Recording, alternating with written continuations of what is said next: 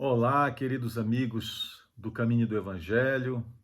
Que bom estarmos juntos novamente, ainda não presencialmente, mas em breve, contagem regressiva, vacinação caminhando a 1000. Daqui a pouco nós poderemos nos reencontrar pessoalmente, dar o abraço nos amigos dessa casa abençoada, matar a saudade dessa casa, desse farol de luz aí em São José, que é o caminho do Evangelho. E enquanto nós não podemos estar juntos presencialmente, vamos por aqui mesmo falar um pouquinho hoje sobre família, sobre a nossa evolução em família. Essa instituição tão importante que é mesmo o berço da nossa humanidade, a célula máter da nossa sociedade, onde tudo começa, por onde tudo começa. Aliás, nós chegamos aqui na Terra, cada um de nós, no seio de uma família. E quando essa família é estruturada, é bem estruturada, é nela onde nós aprendemos as coisas mais importantes das nossas vidas. As primeiras coisas das nossas vidas nós aprendemos no seio da família. Ao longo de nossa existência, é na família bem estruturada que nós encontramos o apoio, o amparo, o local de refazimento das nossas energias depois da luta cotidiana de cada dia. É na nossa família que nós encontramos os nossos amores, os nossos afins. É na nossa família que nós encontramos o apoio quando nós passamos pelas maiores dores das nossas vidas. É realmente onde tudo começa. E quando saímos de casa para, então, formarmos a nossa família, é por ela que nós estudamos, é por ela que nós trabalhamos e que damos as maiores demonstrações de abnegação e sacrifício. Tudo por amor aos nossos amados. A família é realmente essa célula máter da nossa sociedade, o início da nossa sociedade. E, portanto, talvez a instituição mais importante do nosso planeta. E hoje, em função de tudo que nós estamos passando, por essa necessidade de separação dos nossos trabalhos, nós precisamos estar mais tempo em casa com a nossa família. E é justamente agora, e talvez por isso, por esse tempo de convivência maior que nós estamos tendo dentro dos nossos lares, é que a família, que essa instituição está passando pelo maior, talvez seja o maior desafio que a família possa ter passado ao longo dos últimos tempos. O desafio dessa convivência maior. É claro que para aqueles que vivem num lar onde encontram os seus amados, aqueles que lhes são afim, essa convivência maior é uma bênção. Mas para aqueles que convivem em lares que, por mais que tenham aqueles seus afins, mas que tenham também aqueles outros seus desafetos, digamos assim, esse tempo a mais de convivência muitas vezes é mesmo uma tortura. E eu lembro que o meu saudoso pai, depois de trabalhar por mais de 60 anos como homem do mar, nos contava em família uma história muito interessante que circulava no meio deles mesmos, os homens do mar. Eles diziam que certa vez, certa feita, duas vizinhas conversavam sentadas à porta das suas casas, quando de repente um homem saiu da casa de uma delas. E a outra perguntou: Meu Deus, aquele é o seu marido? E ela disse: Ah, sim, é o meu marido. Está saindo para encontrar com uns amigos. E ela disse: Mas eu raramente vejo o seu marido na sua casa. E ela então disse: Sim, ele viaja, ele é um homem do mar. E ele passa muito tempo fora. Então ela disse: Muito mesmo, porque eu nunca o vejo. Quanto tempo ele passa fora? Perguntou a vizinha. Então a outra disse, a esposa: Ah, é uma média de 9 meses e meio. Ele passa em casa uns 2 meses e meio por ano. Ela disse: Meu Deus, a Virgínia disse, meu Deus, admirada. E como é que você aguenta? Então a esposa do homem do mar disse, esses 2 meses passam rápido e ele vai logo embora. É a dificuldade, muitas vezes, que se tem de uma convivência maior nos nossos lares. E essa convivência é mesmo um grande desafio, muitas vezes, especialmente nesse momento que nós estamos passando, é um grande desafio. Inúmeros são os conflitos que se estabelecem em função dessa convivência maior. Muitos lares mesmo são desfeitos por incompreensão, por desamor, por desrespeito. Muitos lares hoje estão sendo desfeitos pelo desgaste que está acontecendo em função desse convívio maior. Claro que, estando em casa por mais tempo, ou muitos de nós em tempo quase que integral, nós precisamos exercer todos os nossos papéis que nós exercemos na sociedade e que normalmente exercíamos fora de casa, muitos deles, a maioria às vezes, nós estamos precisando exercê-los todos dentro dos nossos lares. Não dá tempo de nós como que virarmos a chave, mudarmos o nosso comportamento em função do exercício de cada um desses papéis.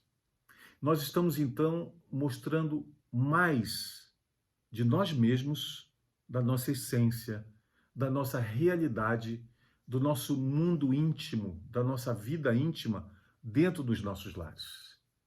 Nós fazemos, então, dos nossos amados a extensão, muitas vezes, daqueles nossos desafetos fora dos nossos lares.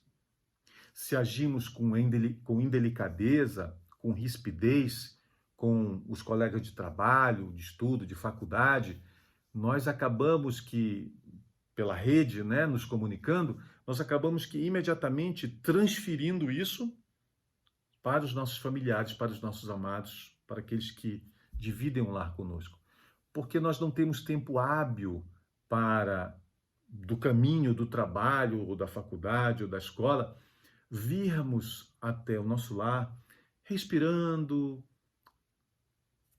refletindo, deixando que a poeira sente, que o nosso bom ânimo seja recuperado, que a nossa irritabilidade, irritação ou tristeza passe e que nós tenhamos tempo de ter aquela saudade, a ansiedade de reencontrar os amados no lar de uma outra forma, como um lugar sagrado de refazimento da energia, trazendo todo o nosso trabalho, nosso estudo para dentro de casa. Nós precisamos exercer todos os papéis que nós exercemos na sociedade, inclusive os do lar, como pai, filhos, irmãos, cônjuges, todos dentro do mesmo ambiente, todos dentro dos nossos lares. E esse é um grande desafio para as famílias nos dias de hoje. Mas se essa convivência maior é um grande desafio para as famílias, nós sermos um só é o grande desafio pessoal que nós estamos enfrentando nesse momento. Por que nós precisamos agir de forma diferente no exercício de cada um dos papéis que nós precisamos exercer na sociedade? Por que não agir de uma só forma? Se somos cristãos, se nós somos espíritas, por que não agir de acordo com esses valores que nós abraçamos em todos os momentos das nossas vidas? Por que teríamos que agir como espírita dentro dos nossos lares, como cristãos com os nossos familiares, e esquecermos desse comportamento no convívio fora dos nossos lares, do nosso trabalho, ou muitas vezes o inverso?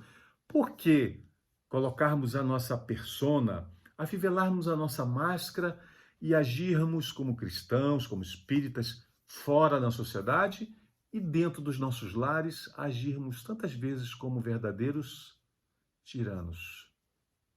Por que não conseguimos agir de uma só forma, segundo os valores que nós abraçamos em tempo integral? Por que não buscar o conceito que a nossa benfeitora espiritual Joana de Ângeles nos fala sobre o homem integral, que aliás é o título desse belíssimo livro com psicografia de Divaldo Pereira Franco, que tanto nos ajuda a buscar essa unicidade de comportamento, essa harmonia entre os valores que nós abraçamos e a nossa forma de agir no papel que nós precisamos assumir, em todos os papéis que nós precisamos assumir na sociedade. Esse, então, é o grande desafio pessoal pelo qual nós estamos passando no momento. Eu lembro que, há algum tempo atrás, em viagem a trabalho, à noite, um amigo do trabalho me convidou para que nós jantássemos juntos, no hotel onde estávamos. E ele já havia tentado, desde muito, e vinha tentando, conversar comigo sobre religião. E a religião dele, diferente da minha, da nossa, do espiritismo, ainda que ele fosse cristão. E ele, então, insistia com os princípios da doutrina religiosa dele para que eu me convencesse de que ele estava certo, para que eu me convencesse que a nossa crença, que os princípios básicos da doutrina espírita não fariam sentido. E então, novamente, já reunidos lá na mesa ao jantar, ele voltou à carga de forma insistente, veemente, me falando da impossibilidade da doutrina da reencarnação. Ele dizia: mas essa doutrina não faz o menor sentido. Vocês falam tanto de reencarnação para justificar as dores que nós passamos aqui na Terra. Que sentido teria eu passar por uma dor, dizia ele, se eu não sei por que eu passo por aquela dor? Que sentido teria eu pagar por um crime que eventualmente, possivelmente eu teria cometido, se eu não me lembro desse crime? Como me responsabilizar por algo que eu não sei, que eu não lembro? E eu então falava para ele, pacientemente, sobre a necessidade do esquecimento. Nós mesmos, eu disse a ele, não suportaríamos todo o mal que nós possamos ter feito para aqueles nossos amados, para aqueles nossos mais caros nos nossos corações. Talvez nós também não suportássemos o conhecimento de que fomos vítima de tanto mal praticado por quem hoje divide o mesmo teto conosco, em sagrada oportunidade de refazimento das nossas relações. E ele então insistiu: não adianta. Não faz o menor sentido que nós não tenhamos plena consciência e conhecimento de toda a nossa vida. Aí sim, eu poderia me responsabilizar pelos meus atos errados. Mas não com esse esquecimento aí, com essa amnésia a que você se refere. Então eu disse a ele: você quer mesmo conhecer quem você foi? E ele disse: se isso fosse verdade, é claro que eu gostaria, mas isso não é verdade. Estamos aqui por primeira vez. E eu disse: veja as diferenças que nós temos uns dos outros. Veja quais são as suas tendências. E menos importante do que você saber quem você foi, que profissão você exerceu, qual foi o seu nome, basta que você olhe a si mesmo. E percebendo, reconhecendo as suas tendências, você vai descobrir quem você é na essência. E ele: não, mas eu precisaria, se isso fosse verdade, e eu sei que não é, dizia ele, eu precisaria da minha vida toda colocada em pratos limpos. Então eu disse a ele: bem, amigo, você acha mesmo que isso seria possível? É claro, isso seria o mais justo. Então eu peguei do telefone dele, tomei do telefone dele e o entreguei a ele e disse: faça-me um favor. ligue para sua esposa agora, antes que o jantar chegue. Aproveite, ligue para sua esposa e conte a ela o que você acabou de me contar. E ele disse, sobre quê?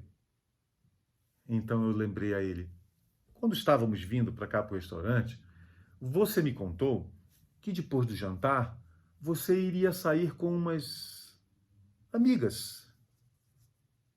Conte isso a ela. E ele então, claro, empalideceu. Mas eu não posso fazer isso. Pois é. Se nós não conseguimos ser nós mesmos nessa encarnação, diante de todas as situações, imagine, eu disse a ele, completando o raciocínio, imagine se nossa vida fosse um livro aberto em todas as encarnações. Acredite, amigo, completei. O esquecimento é uma bênção. Então, eu falei a ele da importância dos nossos pensamentos, da importância de nós buscarmos essa harmonia entre os valores que nós abraçamos, e ele com os da religião dele, e a nossa vida pessoal, a nossa vida verdadeira. A necessidade de nós sermos um só. Se nós pudéssemos abrir os nossos pensamentos hoje, todos nós, se nós tivéssemos uma chave, aberto, fechado, os nossos pensamentos, o que nós sentimos, nós os deixaríamos abertos? Se todos aqueles que nos cercam, próximos ou distantes de nós, pudessem ler os nossos pensamentos e os nossos sentimentos, nós causaríamos alegria ou tristeza nos outros? Nós sentiríamos alegria em deixar que os outros saibam de tudo aquilo que nós pensamos, tudo, e tudo aquilo que nós sentimos, tudo, ou nós nos envergonharíamos de machucar, principalmente aqueles que nós mais amamos? E se assim o é, se nós sabemos que nós não conseguiríamos deixar essa chave ligada, transmitindo todos os nossos pensamentos de forma aberta em tempo integral para todos, por que é que nós exigimos tanto dentro dos nossos lares? Exigimos que os outros sejam iguais a nós, que ajam como nós. Por quê? Será que nós seríamos o modelo? Não seria Jesus o modelo mais perfeito que Deus deu ao homem para nos servir de modelo e guia? Será que o tipo mais perfeito não somos nós e sim o Cristo? Por que então exigirmos tanto? É claro que a cooperação dentro dos lares é fundamental para a harmonia no lar, e o parâmetro precisa ser sempre o mais elevado, o mais nobre, em se tratando de respeito, em se tratando de serenidade, em se tratando de organização física mesmo no lar. Como é ruim, como é difícil viver num lar bagunçado, com as coisas espalhadas fora dos seus lugares. E nós podemos pensar, mas eu sou assim, essas são as minhas coisas. Mas e o mal que nós causamos aos outros? Será que nos mundos evoluídos as casas são bagunçadas? Será que nos mundos ditosos os espíritos não seriam organizados? Claro que sim.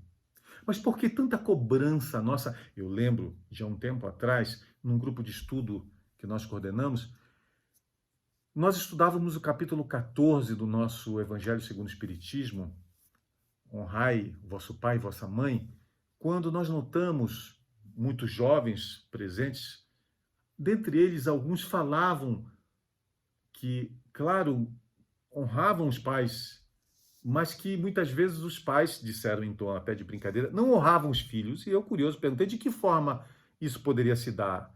E os jovens disseram, não honram porque gostam mais do meu irmão, gostam mais da minha irmã, eu sou o renegado. E os pais ouvindo, né, porque também participavam do grupo.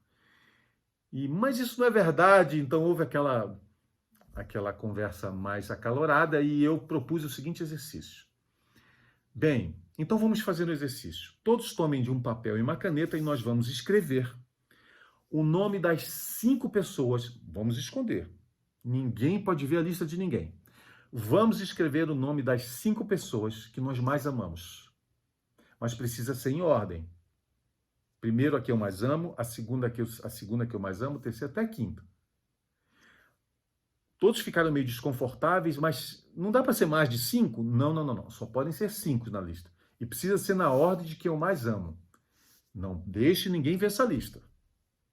E aí eles se debruçaram, escreveram, meio constrangidos, e no final do tempo que foi dado, eu disse assim: bem, já que alguns filhos aqui acreditam que os pais amam mais uns do que os outros, então vamos fazer o seguinte: se eles têm esse direito, nós também temos. Vamos mostrar essa lista uns aos outros?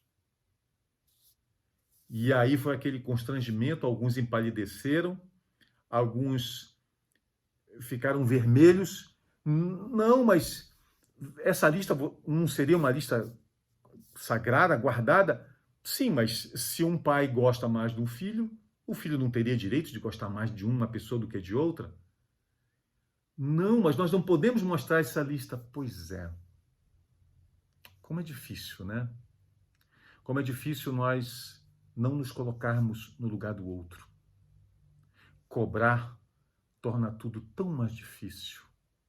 Compreender torna tudo tão mais fácil. A afinidade, a lei de afinidade existe e é uma lei natural. Não quer dizer que eu ame, que eu deixe de amar o outro com que eu tenha um pouco menos de afinidade. Mas a lei de afinidade é natural. E nós não viemos dos nossos lares apenas com aqueles que nós somos mais afins. Nós viemos também com aqueles até que são nossos inimigos. E até com aqueles que são os nossos credores. E mesmo aqueles que são diferentes de nós. E nós nos perguntamos, mas por que, meu Deus, eu tenho que vir com essas pessoas tão difíceis? Será que não dava para vir só com aqueles que nos são afins? Mas e a sagrada oportunidade de nós reestabelecermos ligações de forma mais amorosa, reestabelecermos afetos que se tornaram desafetos. E a oportunidade daqueles que nós julgamos, como nos diz Kardec, que nos veem claramente em condição moral, muitas vezes, e até intelectual, inferior aos outros demais da família, que vem com a oportunidade de crescimento e a oportunidade para aqueles que o recebem de desenvolver outras virtudes, como a compaixão, a indulgência, o perdão. Aliás, como viver em família sem o perdão? Ah, mas esses desafetos, esses que são meus devedores, eu os perdoo. Mas e se nós formos os devedores? E se eles forem os nossos credores? E aí? Vamos perder essa sagrada oportunidade? Ah, sim, não, esses sim, mas muitas podem pensar, mas se eles forem, então, os meus devedores, aqueles que me ofenderam, e claramente, às vezes nós percebemos, alguns pensam, veja como eles me ofendem o tempo inteiro. É claro que eles é que me ofenderam em outras encarnações. Vamos fazer o seguinte, eu até entendo a necessidade do perdão. Eu perdoo, mas eu não quero convivência. Ele lá no quarto dele, eu aqui no meu. Isso seria perdão? Essa seria a forma cristã de proceder? Será? Talvez não, né? Mas, então, nós não temos o livre-arbítrio? Sim, temos o livre-arbítrio. Temos o poder de não perdoar? Não. Nós temos o poder de escolher quando nós iremos perdoar. Mas nós não podemos não perdoar. Porque faz parte de nossa jornada evolutiva e todos nós somos destinados à perfeição. Portanto, jamais a alcançaremos sem o exercício do perdão. E então, nós diríamos, tá bom, mas não precisa de ter tanta convivência assim, né? Afinal de contas, não há nenhuma afinidade. Então, ele no lugar dele e eu no meu lugar. Será que lá no fundo, lá no íntimo dos nossos corações, existe o perdão, tal qual nos fala Kardec no capítulo 10 do nosso Evangelho segundo o Espiritismo? Quando, aliás, ele nos alerta que muitas obsessões ocorrem em função de nós não perdoarmos os nossos ofensores. Ah, então nós os obsidiaríamos? Não, eu não vou obsidiar ninguém. Ele me ofendeu, eu não vou obsidiar ninguém, tá tudo bom. Estamos quites. Não. Kardec nos fala que esses que nos ofenderam é que se tornarão os nossos obsessores quando desencarnados ou se desencarnados, porque eles podem nem ter vindo nessa encarnação nossa, eles serão nossos obsessores. E eles poderão nos levar a processos graves de obsessão, subjugação e até possessão. Não, calma. Eles são os meus ofensores e eles vão me obsidiar? Não seria o contrário? Não. Onde está mesmo isso? É lá no capítulo 10. Bem-aventurados os misericordiosos, item 6. Precisamos ler com atenção. Nós seremos vítimas de processos obsessivos gravíssimos enquanto não aprendermos a perdoar. Deus o permite que nós sejamos vítimas desses processos gravíssimos de obsessão, até mesmo a possessão. Deus o permite porque nós não agimos com indulgência e com perdão. Humildade. Humildade. A necessidade do exercício da humildade já dentro dos nossos lares. Quem somos nós? Atire a primeira pedra. Quem estiver livre de pecado, nos ensinou o nosso mestre. Qual de nós não precisa de perdão? Bem-aventurados os misericordiosos, os que perdoam, os que são indulgentes, porque obterão misericórdia. Nós precisamos de perdão, todos nós. Quem somos nós para não perdoar? Basta olharmos o planeta tão inferior que nós ainda vivemos, nós precisamos de perdão. Nós necessitamos de perdão. Por que não perdoar? Portanto, irmãos, nós vivemos nesse grave momento da nossa sociedade, onde essa célula máter, a nossa família, está passando por um momento de grande dificuldade. Um grande desafio se tornou a convivência nossa maior dentro dos nossos lares. As famílias, nesse momento de transformação pelo qual passa o nosso planeta, estão sendo atacadas. Doutrinas filosóficas e religiosas pregam a inexistência de Deus e o enfraquecimento da família. Portanto, agora, mais do que nunca, nós precisamos do Cristo. Nós precisamos de Jesus nas nossas vidas. Nós precisamos do seu evangelho, desse farol que é o seu evangelho nos nossos corações. Não podemos mais viver sem ele. É justamente agora que os nossos lares, as nossas famílias mais precisam do Cristo. É justamente agora que nós mais precisamos do culto do evangelho no lar, do estudo dos ensinamentos do Cristo nos nossos lares. Mais do que nunca, nós precisamos nos reunir nesse momento sagrado, que é o exercício, a prática, o culto do evangelho no lar, para nós estudarmos e vivenciarmos cada um dos seus ensinamentos. Ele é o nosso Salvador, é o Salvador das nossas famílias. Ele é o grande médico das nossas almas, e se as nossas famílias estão adoecidas, é porque as nossas almas estão adoecidas. Se a família é a célula da sociedade, cada um de nós é uma célula dentro da família.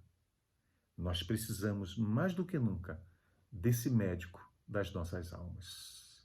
E hoje, mais do que nunca, porque ele sempre esteve e sempre estará presente no momento em que nós mais precisamos, hoje ele bate à porta dos nossos lares, para que nós o permitamos entrar e cultivemos o evangelho nos nossos lares.